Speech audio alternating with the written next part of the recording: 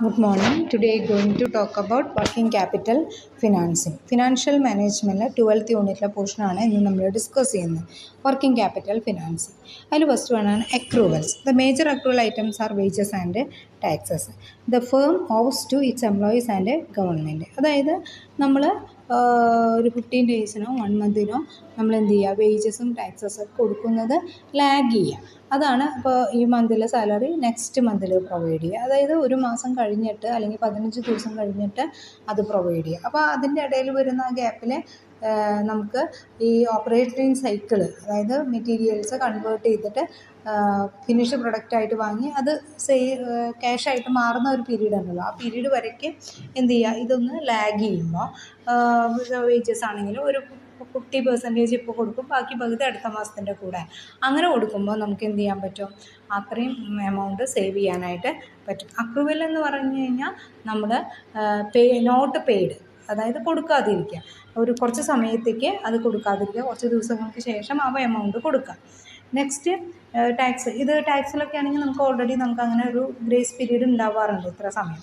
അപ്പോൾ ആ പീരീഡ് വരുമ്പോൾ കൊടുക്കേണ്ട സമയം ഇത്രയാണ്, ഇന്ന സമയത്തിനുള്ളിൽ അടയ്ക്കണം, അത് നമുക്കൊരു 2 മാസം 3 മാസത്തിനുള്ളിൽ അടച്ചാലും മതി. അപ്പോൾ ആ പീരീഡ് വരെയൊക്കെ ആകുമ്പോഴേക്കും നമ്മുടെ സൈക്കിള്, അതായത് മെറ്റീരിയൽ ഫിനിഷ് ഗുഡ്സായിട്ട് മാറി സെയിൽ നടന്ന് അത് ക്യാഷായിട്ട് മാറുന്ന ആ ടൈമിൻ്റെ ഉള്ളിൽ നമുക്കിത് പേയ്മെൻറ്റ് നടത്താം. അപ്പോൾ അതുവരെ നമ്മൾ ഹോൾഡ് ചെയ്ത് വെക്കുകയാണ്. അതാണ് അക്രൂവൽ എന്ന് പറഞ്ഞാൽ. Next trade credit. Trade credit എന്ന ക്രെഡിറ്റ് എക്സ്റ്റൻഷൻ സപ്ലൈയേഴ്സ് നമുക്ക് സെയിൽ ചെയ്യുമ്പോൾ നമുക്ക് പർച്ചേസ് ചെയ്യുന്ന സമയത്ത് ക്രെഡിറ്റ് പീരീഡ് അലോട്ട് ചെയ്യാറുണ്ട്. Working capital advance by the commercial bank. Commercial ബാങ്കിൽ നിന്ന് കിട്ടുന്ന advances. Short term loans from financial ഇൻസ്റ്റിറ്റ്യൂഷനിൽ നിന്നും കിട്ടുന്ന short term loans. Right debentures for working capital. ഇനി പബ്ലിക് ലിമിറ്റഡ് കമ്പനികളാണെങ്കിൽ അവർക്ക് ഷെയർ ഹോൾഡേഴ്സിന് ഡിബഞ്ചർ കൊടുക്കാം. ഡിബഞ്ചർ കൊടുത്തിട്ട് നമുക്ക് ആവശ്യമുള്ള ഫണ്ട് റേസ് ചെയ്യാനായിട്ട് പറ്റും. അപ്പോൾ അതിന് ചില കണ്ടീഷൻസ് ഉണ്ട്.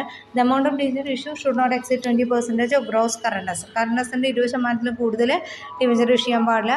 20% പെയ്ഡ് അപ്പ് ഷെയർ ഉള്ളവർക്ക് മാത്രമേ അത് ഇഷ്യൂ ചെയ്യാൻ പാടുള്ളൂ. ഡെറ്റ് ഇക്വിറ്റി റേഷ്യോ 1:1 ആയിരിക്കണം. പിന്നെ നമ്മളതുപോലെ തന്നെ ഡിബഞ്ചർ ഫസ്റ്റ് ഓഫർ ചെയ്യേണ്ടത് റെസിഡൻറ്റ് ഷെയർ ഹോൾഡേഴ്സിനാണ്. അതൊരു പ്രോ റൈറ്റ ബേസിൽ അവർ എത്രയാണോ ആവശ്യപ്പെട്ടത് അതിൻ്റെ ഒരു റേഷ്യോ വെച്ചിട്ട്. ഇപ്പോൾ 10 എണ്ണം കൊടുത്തവർക്ക് 10 എണ്ണം നമുക്ക് കൊടുക്കാൻ പറ്റില്ല, 2 എണ്ണം 3 എണ്ണം വെച്ചിട്ടൊക്കെയാണ് നമ്മൾ ഡിബഞ്ചർ ഇഷ്യൂ ചെയ്യുക. നമുക്ക് ആവശ്യമുള്ള ഫണ്ട് റേസ് ചെയ്യാനുള്ള ഒരു മെത്തേഡാണ്. Next commercial paper. Commercial paper എന്ന് പറഞ്ഞാൽ ഇത് പ്രൊമിസറി നോട്ട്സ് ആണ്. നമ്മളിതുപോലെ ചെക്കൊന്നല്ല, പ്രൊമിസറി നോട്ടാണ്. ഒരു 90 days to 360 days വരെ നമുക്ക് പേയ്മെൻറ്റ്, അതിന് ശേഷം നമ്മൾ പേയ്മെൻറ്റ് കൊടുത്താൽ മതി. അപ്പോൾ അങ്ങനെ നമ്മൾ കൊടുക്കുന്നതാണ് ഈ ബിൽ ഓഫ് കൊമേഴ്സ്യൽ പേപ്പർ എന്ന് പറയുന്നത്. പ്രൊമിസറി നോട്ട് അത് നമ്മൾ പ്രോമിസ് ചെയ്യാണ്, ഇത്ര സമയത്തിനുള്ളിൽ തിരിച്ച് തരാമെന്ന് പറഞ്ഞിട്ട് പ്രോമിസ് ചെയ്യാണ്. അങ്ങനെ കൊടുക്കുമ്പോൾ നമുക്കിതുപോലെ തന്നെ അതൊരു പ്രോംപ്റ്റ് പേയ്മെൻ്റ് അല്ല, അല്ലെങ്കിൽ നമ്മൾ ഡേ ടു ഡേ അഫയേഴ്സിൽ വീഴ്ച വരുത്തുന്നു എന്നുള്ള ഇമ്പ്രഷനൊന്നും ഉണ്ടാവില്ല നമുക്ക് മറ്റേ പാർട്ടിക്കാണെങ്കിൽ അതെന്ത് ചെയ്യാം, ബാങ്കിൽ കൊടുത്തിട്ട് ഡിസ്കൗണ്ട് ചെയ്തിട്ട് അവർക്ക് ആവശ്യമുള്ള എമൗണ്ട് വാങ്ങണമെങ്കിൽ വാങ്ങാൻ പറ്റും. നെക്സ്റ്റ് വരുന്നത് ഫാക്ടറിങ്. ഫാക്ടറിങ് എന്ന് പറഞ്ഞാൽ account receivable credit offered by the commercial banks. Commercial bank bill discount ചെയ്യുന്നതാണ് ഫാക്ടറിങ് എന്ന് പറഞ്ഞാൽ ഒരു ടേം. അതായത് അവർ നമ്മുടെ കയ്യിൽ കിട്ടിയിട്ടുള്ള ബില്ലുകൾ ആ മെച്യൂരിറ്റി പീരീഡിന് മുന്നേ നമുക്ക് അതിൽ ക്യാഷ് വിഡ്രോ ചെയ്യാം. ഒരു ഡിസ്കൗണ്ടിങ് റേറ്റ്, കുറച്ച് പൈസ അവർ പിടിച്ചിട്ട് ബാക്കിയുള്ളത് നമുക്ക് തരും.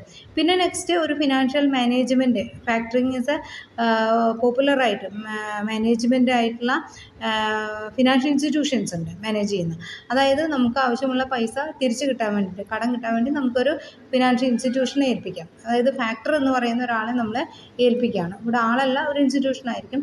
നമുക്ക് പൈസ ഇത്ര കിട്ടാനുണ്ട്, 2 ലക്ഷം രൂപ ഇന്നയാളുടെ കയ്യിൽ നിന്ന് കിട്ടാനുണ്ട്, 5 ലക്ഷം രൂപ ഇന്നയാളുടെ കയ്യിൽ കിട്ടാനുണ്ട്, അങ്ങനെയുള്ള ഡീറ്റെയിൽസ് നമ്മൾ ഒരു ഫാക്ടറെ ഏൽപ്പിക്കുന്നു. ഫാക്ടർ എന്ന് പറയുന്നത് ഇവിടെ ഇൻസ്റ്റിറ്റ്യൂഷനാണ്, അവരെ ഏൽപ്പിക്കണം. അപ്പോൾ അവർ എത്ര രൂപയാണ് കിട്ടാണെന്ന് വെച്ചാൽ അതിൻ്റെ ഒരു സെർട്ടൺ പെർസെൻറ്റേജ് പിടിച്ചിട്ട് ആ എമൗണ്ട് നമുക്ക് തരും. അവർ ആ എമൗണ്ട് പിരിച്ചെടുത്തോളും, നമ്മളതിൽ ബോദർ ചെയ്യേണ്ട ആവശ്യമില്ല, അവർ ആ എമൗണ്ട് പിടിച്ചെടുക്കും. അതാണ് ഫാക്ടറിങ് എന്ന് പറഞ്ഞാൽ. ഇനി നെക്സ്റ്റ് വരുന്നതാണ് management of working capital. Working capital management concern problems of attempting to manage the current asset, liabilities and relationship exist between them. Current അസറ്റും കറണ്ട് ലയബിലിറ്റിയും അത് തമ്മിലുള്ള റിലേഷൻഷിപ്പ് മെയിൻറ്റെയിൻ ചെയ്യുന്നതാണ് മാനേജ്മെൻറ്റ് ഓഫ് വർക്കിംഗ് ക്യാപിറ്റൽ എന്ന് പറയുന്നത്.